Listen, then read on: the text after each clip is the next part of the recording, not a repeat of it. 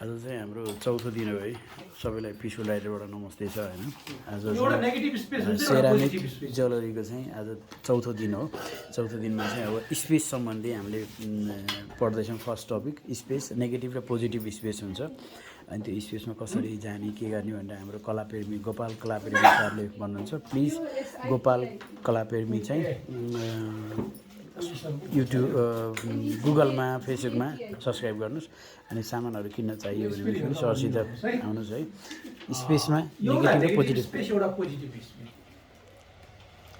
हामीले कुनै पनि कुरा देख्नको लागि स्पेस बिना देखिँदैन स्पेस नै छैन भने देखिँदैन हामीलाई पनि देख्दैन कुनै पनि कुरा देख्दैन स्पेस छैन जस्तो मलाई किन देख्छ भने मेरो पछाडिको वस्तुहरू देखा भएर देखेको हो नि त म भनेको पोजिटिभ स्पेस हो म भन्दा बाहिरको हावा चाहिँ नेगेटिभ स्पेस हो तपाईको पछाडिको भने पोजिटिभ होइन म चाहिँ नेगेटिभ हो ए हजुर चाहिँ नेगेटिभ यसरी राख्यो भने यो भाग नै छैन भने यो त देख्दैन देख्छ त देख्दैन नि त्यसकारण यो पोजिटिभ स्पेस हो यसको पछाडिका कुराहरू नेगेटिभ स्पेस हो नेगेटिभ स्पेस जति ब्युटी हुन्छ पोजिटिभ स्पेसलाई अझ ब्युटी बनाउँछ जस्तो उदाहरणको लागि तपाईँले फोटो खिच्ने बेला बस्नुहुन्छ नि ओहो पछाडि फुलको बोटहरू छ कहिलेकाहीँ फुलको बोट चाहिँ तपाईँले नराम्रो देखाउँछ होइन कहिलेकाहीँ एकदम राम्रो देखाउँछ अनि पछाडि पनि हेर्नुहुन्छ नि यो रङमा बसेर खिच्ने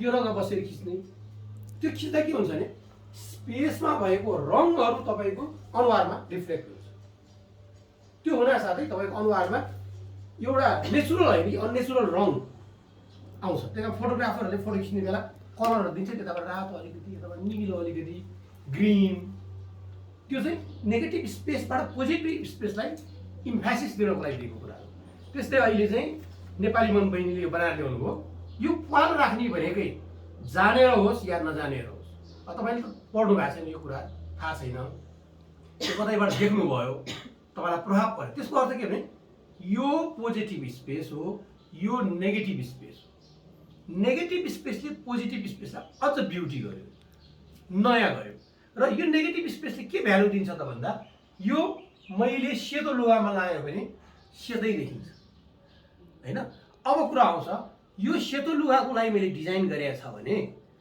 यो पनि सेतो भयो भने के हुन्छ त अर्थ भएन सेतो लुगाको लागि पनि यो अर्को रङ आउनु पर्यो डार्क कन्ट्रास्ट हुनु पर्यो जस्तो यो लुगा यो लगाउनु भने सेतो लुगामा राम्रो देखिँदैन तपाईँले निलो लुगा लगाएको छ भने यो भाग अटोमेटिकल्ली तपाईँको निलो हुने भयो कि यो भाग र यो भाग त्यो ब्युटीहरूले क्रिएट गर्छ त्यसैले यो चाहिँ नेगेटिभ ज्वेलरीमा एकदम इम्पोर्टेन्ट छ फेसन डिजाइनमा झन् धेरै इम्पोर्टेन्ट छ होइन रमेश भाइ नेगेटिभ स्पेस र पोजिटिभ स्पेस हो आर्टको थ्योरी फेसन डिजाइनर एउटा तपाईलाई कपडा चाहियो प्लिज कन्ट्याक्ट हिम बुझ्नुपर्ने कुरा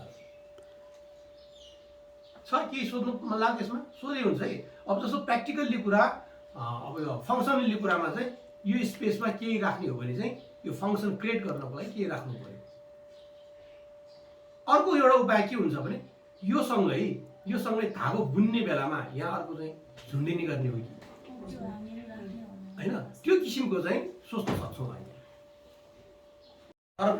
यो फेरि इङ्ल्यान्डभन्दा बाहिर लाएर पाउँदैन ए हेनरी मुड भन्ने हेनरी मुड त्यो चाहिँ स्पेसमा खेल्ने मान्छे स्पेसलाई आर्टमा चाहिँ परिणत गर्ने अरू धेरै गरेको स्पेस जसले पनि युज गर्छ विदाउट स्पेस त आर्ट बन्दैन र ज्वेलरी भने आर्ट हो त्यो कुरालाई चाहिँ बिर्सिनु भयो यो हेनरीको चाहिँ कति रहेछ त्यसको सामान मिनिमम 1 अरब के सामान बनायो सेरामिक हो कि काठमा पनि गर्छ वुडमा पनि स्टोनमा पनि गर्छ स्कल्पचर नि उसको हेनरी बेलायतको अनि फेरि बेलायत भन्दा बाहिर लान पाइँदैन अहिले पाउँदैन कहीँ पनि किन्ने मान्छे छैन बेलायतमा छ किन्ने मान्छे जति पनि बेलायतमा छ बेलायतमा छ बाहिरकोले पनि छ त्यही भएर बेलायतमा मात्रै उ गर्ने भयो तर बेलायतले दिँदैन जस्तो इन्डियामा पनि छन् त्यस्ता आर्टिस्ट यो कसैले किन्यो भने इन्डियामा किन्न पाइन्छ विदेशीले किन्यो भने इन्डियामा राख्न पाइन्छ तर बाहिर लान पाउँदैन कसको सर एमएफ हुसेन मकबुल फिदा हुसेन मकबुल फिदा हुसेन यो त स्पेस चाहिँ जुनसुकै आर्ट हो नि विदाउट स्पेस आर्ट भन्दै चाहिँ ज्वेलरी भन्ने कुरा डिजाइन अन्तर्गत पर्छ सक्दैनौँ यो हजारौँ वर्ष अगाडिदेखि जन्मिँदै आएका कुराहरू हुन्। हजुर त्यसलाई हामी फलो गर्छौँ। जस्तो प्रिन्सिपल बनाइदिन, हाम्रो अक्षरको प्रिन्सिपल के हो त? त्यसको अब आई क ख ग त्यो छोडेर त अक्षर बन्दैन। भन्दैन त्यो त त्यही कारण त्यसलाई हामी छोड्न चाहिँ सक्दैनौँ। अब सेरामिकमा ढाल्ने बेला चाहिँ त्यो बनाउने बेला होइन, चाहिँ सेरामिकमा पनि स्कल्पचरमा गर्ने पनि अर्कै हुन्छ, ज्वेलरी गरे भएर अर्कै डिजाइनको ब्यालेन्स चाहिँ जुनमा पनि हुनुपर्छ। जुनमा पनि हुन्छ, जुनमा पनि विदाउट डिजाइन त के मान्छेमा पनि एउटा डिजाइन छ नि। हेर्नुहोस्, एउटा सिधा लाइन गर्नुहोस् त, यता बराबर यता छ होइन। अनुहारलाई कन्ट्रास्ट गर्न कपाल छ, कपाल कालो गर्नासाथ त्यो एसियन रहेछ भन्ने थाहा हुन्छ, कपाल खैरो गर्नासाथ त्यो युरोपियन रहेछ भन्ने कुराहरू थाहा हुन्छ, कपाल कुलकुली सानसानो हुनासाथ यो अफ्रिकन रहेछ भन्ने कुरा थाहा हुन्छ। नेचरले नै प्रिन्सिपल डिजाइन निकाले हुन्छ। तर फेरि त्यसैलाई मान्छेहरूले युज गरिरहेको छ पहिलादेखि। तर के भन्दा है भनेर थ्योरिकल बनाएकोले चाहिँ प्रिन्सिपल हो। कसैले यो पाल राम्रो छैन भनिदियो भने होइन, यो पाल चाहिन्छ because of space, negative space, value of negative space भन्न सकिन्छ। त्यो भनेपछि उसलाई थाहा भएको रहेछ नि त, अनि कुरो हो रहेछ भयो। अनि तपाईँको कामप्रति ऊ इम्प्रेस पर्छ। अघि मैले भने नि, तपाईँको लुगा सेतो छ भने सेतो गहना लाउनु भएन। तपाईँले डिजाइन गर्ने बेला कुन लुगाको लागि भनेर डिजाइन गर्दै हुनुहुन्छ त्यो एउटा सोच्नु पऱ्यो। कुन कलर, कन्ट्रास्ट भनेको छुट्टिनु, खुल्नु होइन। जहाँ पनि हेर्नु लुगा लाउँदा पनि हामीले कुनै पनि डिजाइन गर्ने बेला कन्ट्रास्टलाई सुहाएको छ कि छैन थाहा हुँदैन। सुहाएको भनेको अर्थ कन्ट्रास्ट, मेकअप पनि म्याच हुनु पऱ्यो। तपाईँले कन्टेम्पोरेरीको चाहिँ मोडर्न टाइपको ज्वेलरी लगाएर मान्छे चाहिँ चिचिक्क परेर चाहिँ साडी लगाएर हिँड्यो भने त साडी लगाएर यत्रो डल्लो यहाँ झुन्डाएर के हुन्छ? मिल्दैन नि। ठिक है, तपाईँको लुगाको चाहिँ के छ त्यो किसिमको जानु लगायो भने यस्तो किसिमको मान्छेलाई यो किसिमको ज्वेलरी भयो भने इफेक्टिभ हुन्छ। ब्यालेन्स भनेको त बुझ्नुहुन्छ नि, एकातिर गरुङ्गो छ भने अर्कोतिर हल्का हुन्छ होइन त। एकातिर गरुङ्गो छ भने अर्कोतिर हल्का हुन्छ, त्यो भनेको के भयो? ब्यालेन्स भयो, अनब्यालेन्स। संसारमा कुनै पनि कुरो अनब्यालेन्स हुनु हुँदैन होइन। फ्यामिलीमै हेरौँ न त, यो लोग्नीको विचार एकातिर। दोस्रो कुरा, यो तपाईँले रातो यहाँ लगाउनु होइन, यो रातोलाई ब्यालेन्स गर्न यहाँ थोपा अर्को रातो आइदियो भने अझ राम्रो भयो नि त होइन। यो गहनासँग अर्को गहनाहरू जोड्ने बेलामा ब्यालेन्स हुन्छ कि हुँदैन, त्यसलाई हामीले कसरी ब्यालेन्स गर्नु पर्यो? होइन, योतिर अलि लामो छोड्नु पर्यो, नराखिनु पनि ब्यालेन्स गर्न सकिन्छ। मानौ यो रातो रङ, यहाँ केही पनि छैन भने ब्यालेन्स भयो। यहाँ थोरै रातो रङको लाइन यहाँ राखिदिने हो भने यहाँ ब्यालेन्स आयो नि त रङमा। चाहिँ बढी धेरै युज भइरहेको छ। कस्तो यहाँको बाहुलाको रङ अर्कै युज, त्यो इन्फर्मल ब्यालेन्स। अनि त्यो बाहुलालाई ब्यालेन्स गर्नको लागि यो रङको टुक्रा छ नि, हाम्रो आँखाको वेट एकातिर मात्र जान्छ कि न त। जस्तो तपाईँको डिजाइन यहीँ किन आएर भन्दा फर्मल ब्यालेन्स, त्यो डिजाइनरले त एकदम सोच्नुपर्छ इन्फर्मल ब्यालेन्स। बुझ्नुभयो? बुझ्नुमै सोध्नुहोस् है। इम्फेसिस भने के होला त? फोकस तपाईँको फोकस पोइन्ट कहाँ पायो? आँखालाई कहाँ मेन चाहिँ त्यो सब्जेक्टले पनि हुनसक्छ, रङले पनि हुनसक्छ, अब्जेक्टले पनि हुनसक्छ। सब्जेक्ट भने विषय, तपाईँले टाइटल दिनुहुन्छ नि, जस्तो अस्ति मैले टिका लगाइदिएछ नि भाँडामा, त्यो इम्फेसिस हो। कसरी भने किन टिका लगाइदिएको छ त्यसको कारण छ।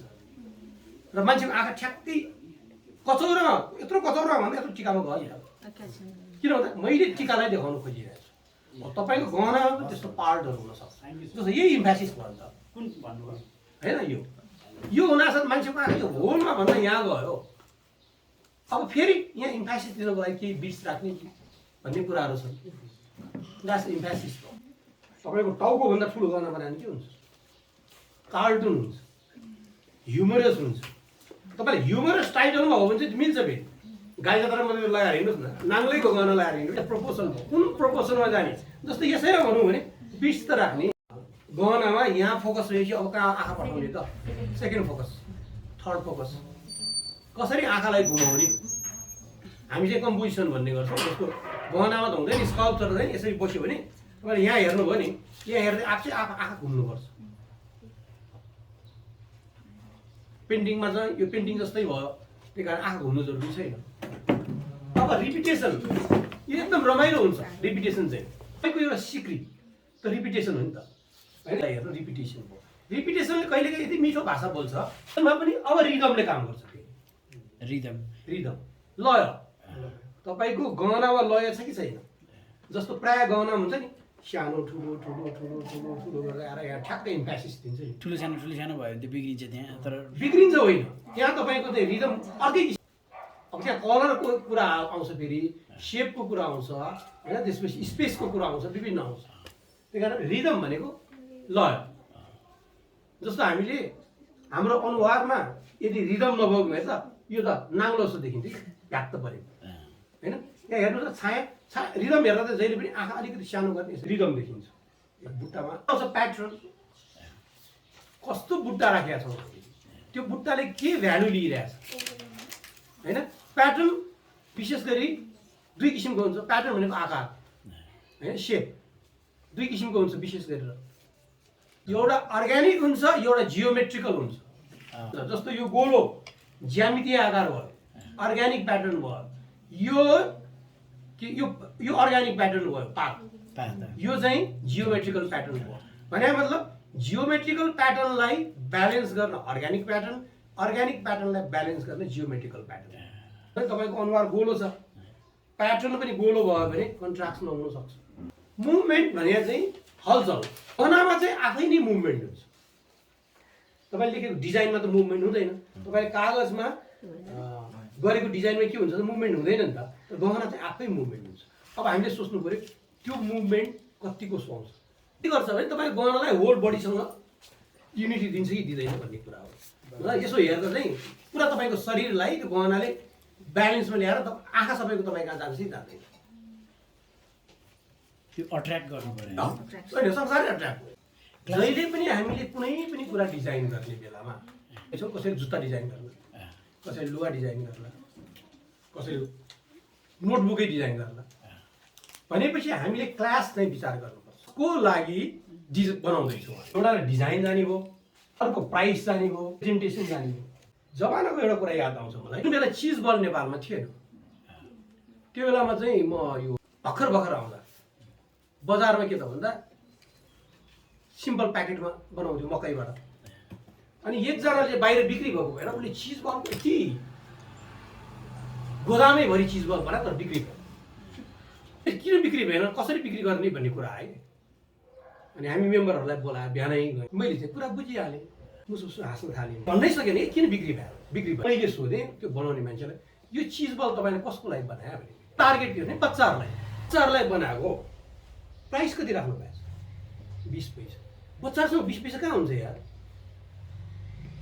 फेरि यत्रो चिज बल के काम थियो मैले के गरेँ 4 प्याकेट गर्नुहोस् 5 पैसा गर्नुहोस् अनि त्यही 5 पैसाको चिज बललाई तपाईँले 15 पैसाको प्याक राख्नुहोस् 50 पैसा हेर्नुहोस् है 5 पैसाको चिज बललाई 15 पैसाको प्याकेट बनाउनुहोस्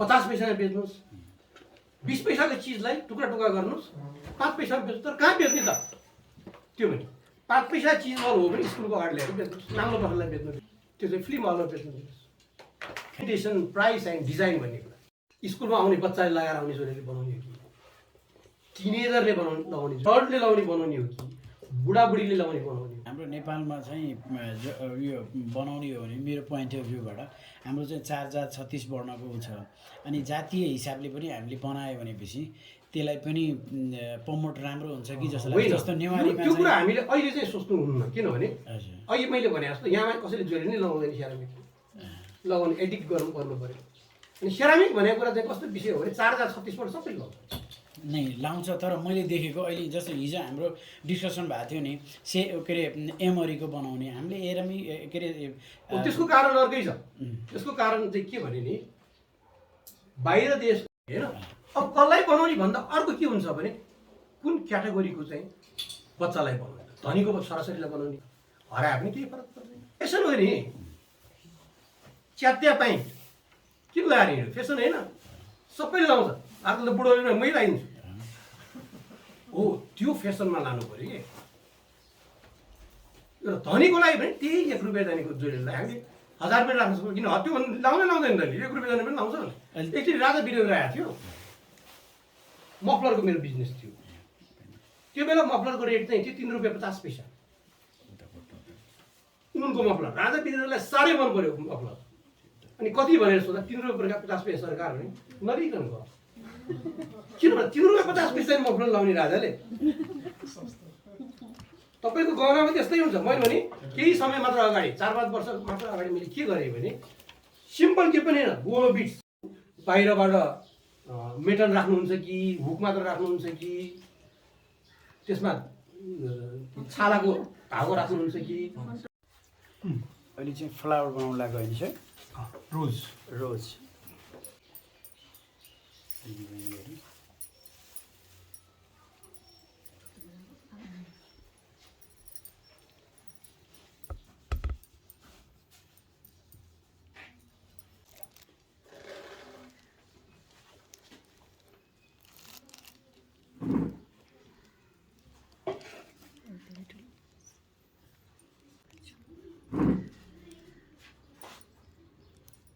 टपको लागि चाहिँ एकदम राम्रो हुन्छ।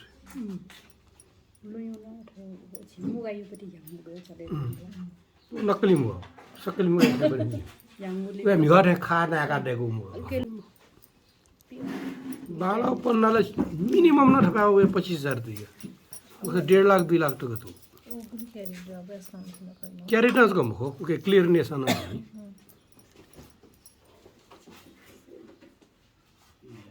फुल फुल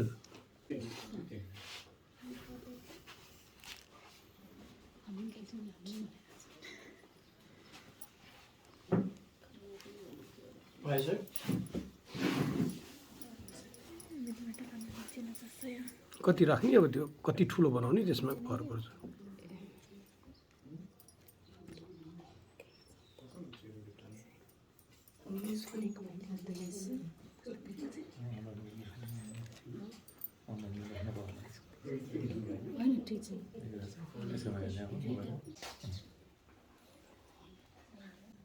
पातलो भएको त न पात बिचिया फाटो सिटे साल यहाँको त छ नि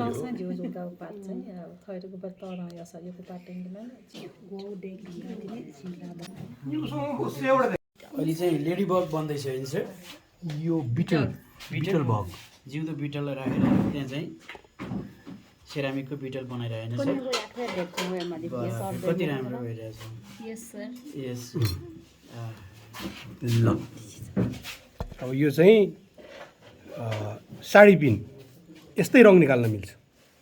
ठ्याक्कै सेन्टरमा पऱ्यो।